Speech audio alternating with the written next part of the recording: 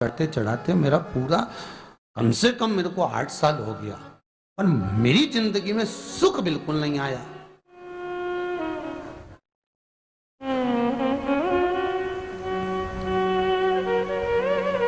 हमने कहा तूने कैसे चढ़ाया, वो भी तो सुने। तो क्या कैसे, क्या स्नान करा और मंदिर जाके लोटा चढ़ाया पानी का।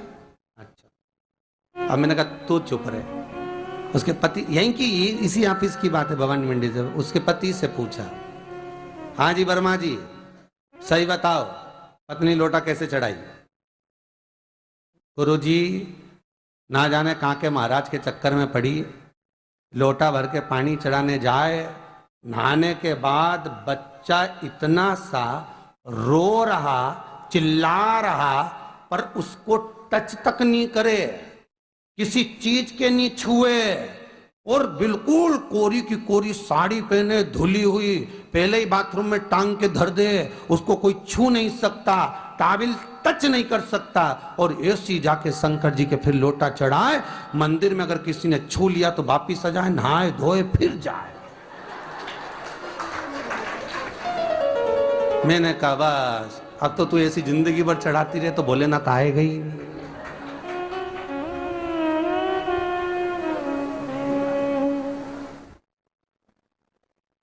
सत्य बोलो रे मिलेगा।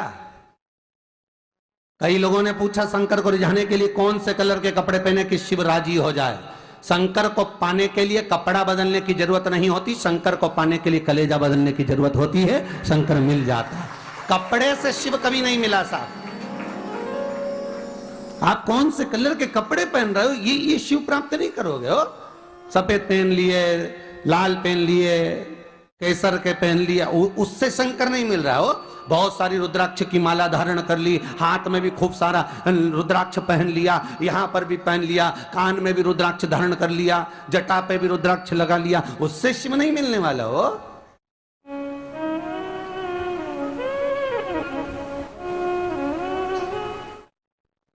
अरे भाई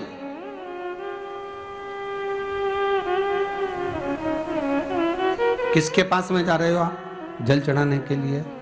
जम के बोलिए जरा। शंकर जी के पास। शंकर जी कौन है?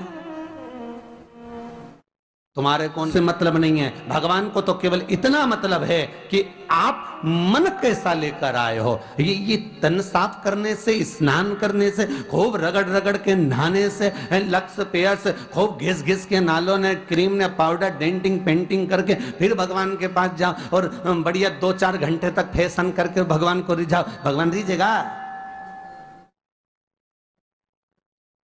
अरे गर्ग संहिता में लिखा है कि शंकर को एक बार प्रणाम करने का फल क्या है कि 10 अश्वमेध यज्ञ के स्नान का जो फल होता है वो मात्र शंकर को प्रणाम करने से मिल जाता है। कितना? 10 अश्वमेध यज्ञ के स्नान का जो फल है शंकर को मात्र प्रणाम करने से मिल जाता है। पर गर्ग संहिता कहती है कि 10 अश्वमेध यज्ञ के स्नान के बाद भी मनुष्य का जन्म वापिस मिल सकता है। मतलब वापिस तुम्हारा जन्म हो सकता है, किसी भी रूप में हो, जन्म हो सकता है। पर शिव पुराण कहती है, गर्ग संहिता कहती है, स्कंद पुराण कहती है, नर्मदा पुराण कहती है कि महाराज इतना जरूर है कि शिव को प्रणाम करने का फल उतना है कि 10 अश्वमेध यज्ञ के स्नान का फल मिल जाता है।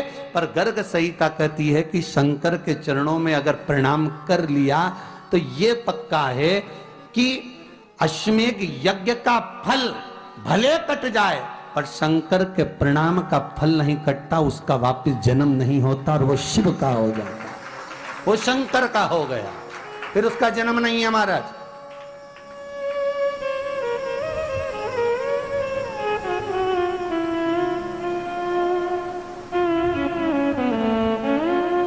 पति से कहा हाथ धो, स्नान कर लो जल्दी से, फिर अपन को चलना है मंदिर। पति बोला नहा लिया एक बार तो दूसरी बार फिर से नहा लो।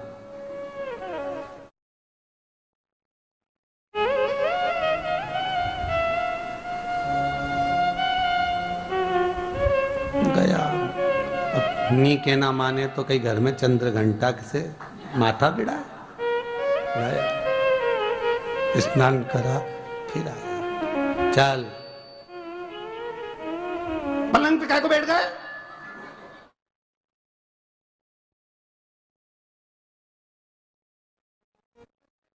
पलंगी तो है।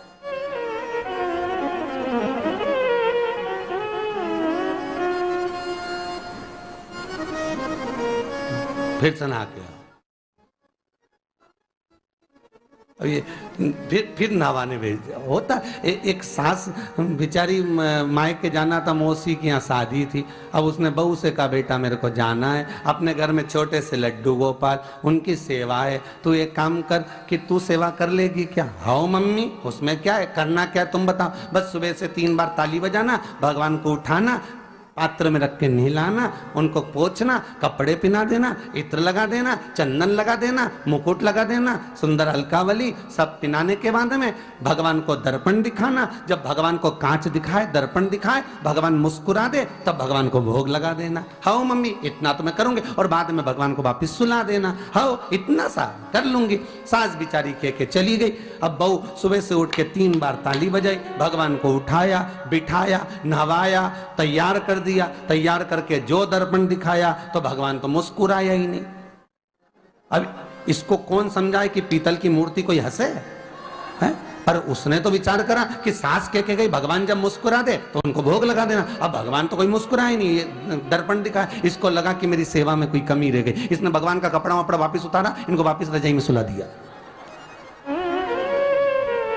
अब भगवान को वापिस रजाई में सुलाया, फिर आ गई, 3 बार फिर ताली बजाई, भगवान को फिर उठाया, फिर बिठाया, बिठाने के बाद में फिर उनको कपड़े वपड़े पहनाकर फिर दर्पण दिखाया, पर भगवान तो मुस्कुराया ही नहीं। ये वापिस इस सेवा में गलती रह गई। वापिस इसने सब कपड़ा उतारा, भगवान को फिर सुला दिया। सुबह 8 बजे से नहवा रही, कपड़े पहना रही और सुला रही। 1 बज गई।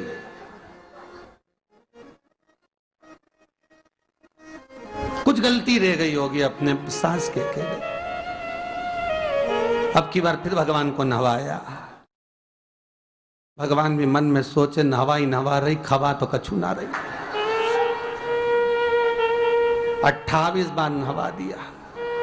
इसके बाप का क्या जाए, 29 बार भी नहवा देगी। सर्दी होगी तो हमको होगी, इसका क्या जाए। नहवा ही रही है और खवाती कुछ नहीं, फिर सुला देती है, फिर ताली बजाए। अब क्या फिर आ गई और 29वीं बार फिर बैठ गई और फिर भगवान को नहवाया, कपड़े पहनाया और पहनाने के बाद भगवान का श्रृंगार करके जैसे ही दर्पण उठाया, उठा के जो भगवान को दिखाने लगी, भगवान ने मन में सोचा अब की बार तो हंसी दूंगा, चाहे कुछ भी हो जाए। और भगवान दोनों दांत दिखा दिया।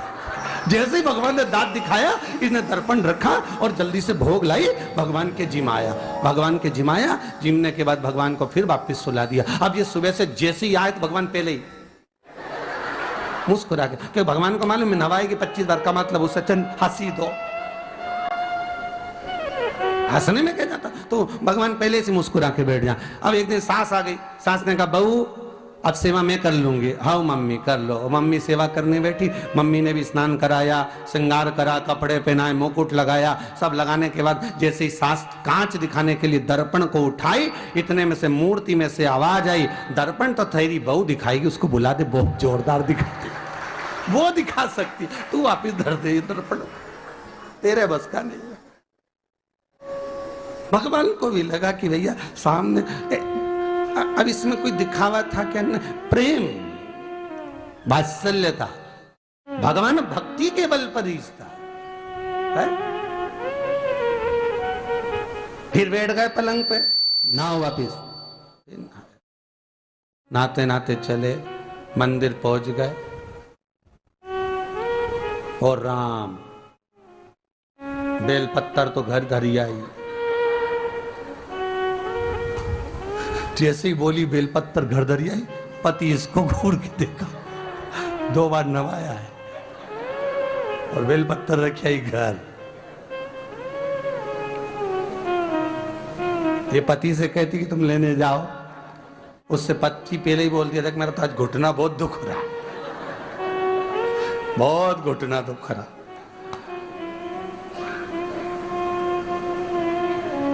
ठीक है,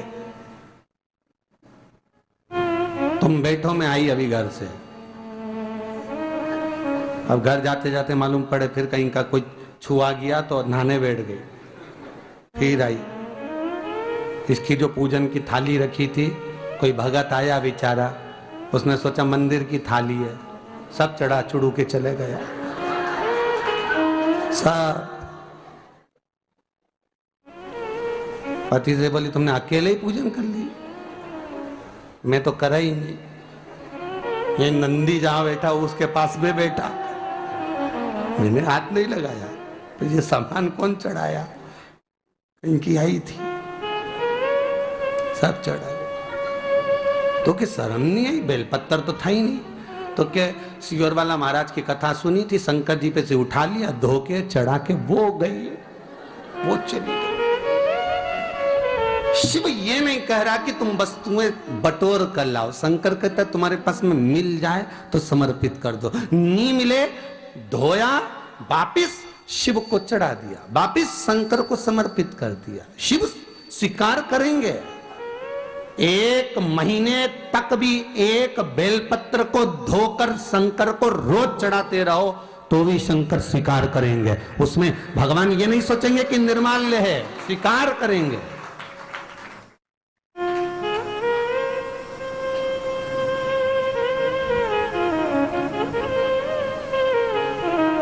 इसका मतलब ये नहीं है कि तुम मंदिर की, घर से अगर पास में लगी हो, नजदीक में लगी हो, 8, 10, 15 घर छोड़कर कुछ थोड़ी दूरी पर भी बेलपत्र लगी हो तो लेकर जरूर जाना, नहीं तो